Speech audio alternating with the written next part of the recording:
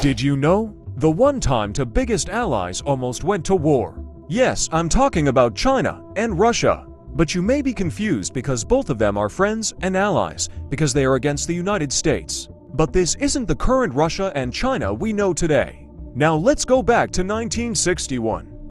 That's right, the Cold War. Now at first, China was allies with the Soviet Union, known as Russia at that time, because they were both communists. Until the year 1961, when the Sino-Soviet split happened, changing the courses of the Cold War. You may have guessed it, China was officially joining sides with the United States and NATO. But the reason why these countries start randomly hating each other because of ideological differences between the Soviet leaders and the Chinese leaders. Now let's go to 1969, the Sino-Soviet border conflict. The military conflict lasted 7 months, leading to Soviet victory.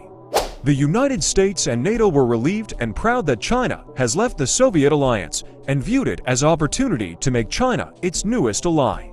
India welcomed the split as they were concerned about Sino-Indian tensions over border disputes and leaned more towards the USSR for future military aid.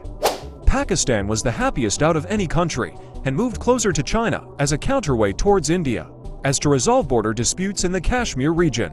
Speaking of India and Pakistan, comment down below if you want the India-Pakistan 1971 war explanation.